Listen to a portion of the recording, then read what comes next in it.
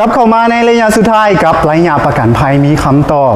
พานาทีติดเครื่องจักรเส้นรถเข็นยกน้ำหนักในกรณีเกิดอุบัติเหตุขณะที่กำลังนำไส้เครื่องจักรเข็นยกน้ำหนักอยู่ด้วยสาเหตุนี้บริษัทประกันภัยจะรับผิดชอบหรือบ่เอาเป็นว่าเฮาไปรับฟังคำตอบจากประกันภัยพร้อมๆกันเลยกรณีพาหนะที่ติดเครื่องจักรเช่นรถเครนยกน้ำหนักหากเกิดอุบัติเหตุในขณะที่ใส่เครื่องจักรเครนยกน้ำหนักบริษัทประกันภัยจะรับผิดชอบบ่หรือบ่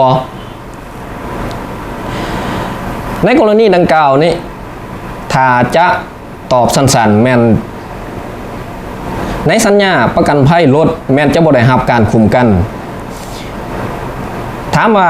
ในกรณีอื่นหรือว่าสัญญาประกันภัยอื่นสามารถคุ้มกันได้บ่ได้หมายความว่าสัญญาประกันภัยรถจะบ่สามารถคุ้มกันต่อเหตุการณ์ที่เกิดขึ้นถ้าลูกค้าหรือว่าผู้ประกอบการดังกล่าวหากมีรถเครนหรือว่ายกน้ำหนักหากต้องการอยากให้บริษัทประกันภัยคุ้มกันในเหตุการณ์ที่เกิดขึ้นผู้เกี่ยวจะต้องได้ซื้อประกันภัยหนึ่งอีกต่างหากเพื่อว่าคุ้มกันต่อเหตุการณ์ดังกล่าวนี้โดยสัญญาประกันภัยดังกล่าวเอิ้นว่าประกันภัยความรับผิดชอบทางแพ่งต่อบุคคลที่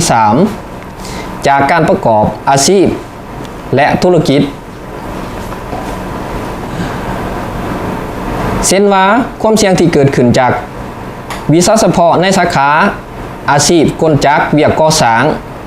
วิศวกรรมต่างๆหรือสาขาอาชีพอื่นๆผู้เอาประกันภัยต้องการให้บริษัทประกันภัยรับผิดชอบความเสี่ยงที่เกิดขึ้นในขณะที่ผู้เอาประกันภัยดำเนิน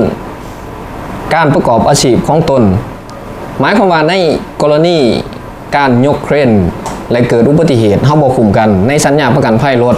แต่ถ้าว่าอยากให้มีการคุ้มกันจะต้องได้ซื้อประกันภัยอีกต่างหากเอิ้นว่าประกันภัยความรับผิดชอบทางแพ่งจากการประกอบอาชีพและดำเนินธุรกิจและนั่นก็เป็นคำตอบจากประกันภัยหวังว่าท่านผู้ชมคงจะรับรู้และก็เข้าใจเกี่ยวกับการเฮ็ดประกันภัยนั้นหลายขึ้นกว่าเก่า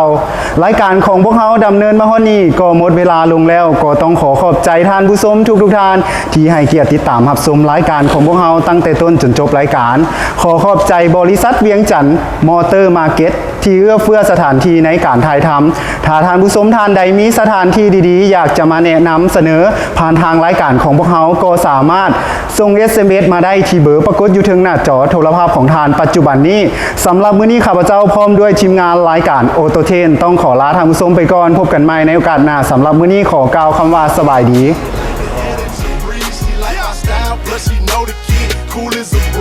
Taking trips overseas, ain't no limit to we. Sometimes I think of one day what we may be.